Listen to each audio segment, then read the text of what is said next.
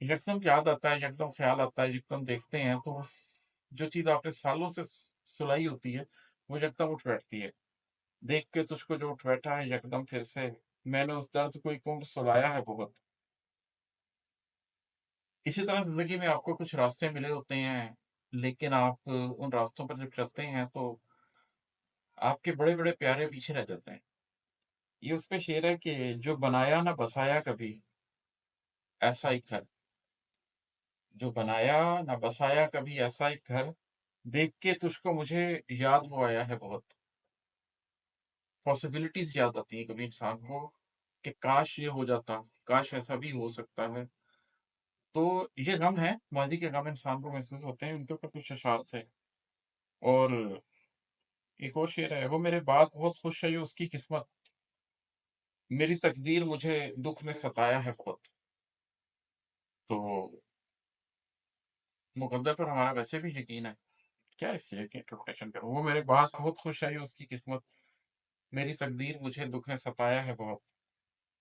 और सारी दुनिया का सफ़र तुझको मुबारिक हो मुझे, सारी दुनिया का सफ़र तुझको मुबारिक हो मुझे, घर के आँगन में खड़े पेड़ का साया है बहुत।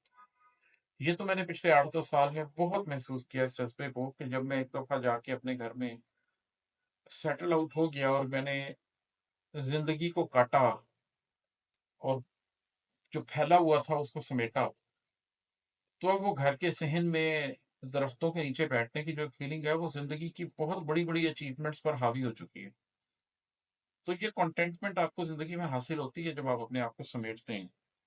और फिर आप दुनिया से कहते हैं कि सारी दुनिया का सफ़र तुझको मुबारिक हो मुझे, घर के आँगन में खड़े पेड़ का साया है बहुत। और अभी याद आए तो कह देना पलट जा वापस, तूने हर गाँव पे इस दिल को रुलाया है बहुत। तो कभी-कभी मुझे ये महसूस होता है कि मेरे अंदर एक नहीं 2 इंसान हैं। तो वो शख़्स जिसने ज़िंदगी वैसी नहीं गुज़ारी जैसी उसे गुज़ारनी चाहिए थी और जिसके नतीजे में फिर तौबा, रिपेंटेंस और पूरी ट्रांसफ़ॉर्मेशन के एक सिलसिले से गुज़रना पड़ा। कभी वो शख़्स याद आता है, उस शख़्स के बारे में ख़्याल आता है, तो अपनी ही ज़ात से ये बात कहने को दिल करता है कि तूने हर गाँव पे इस दिल को रुलाया है बहुत।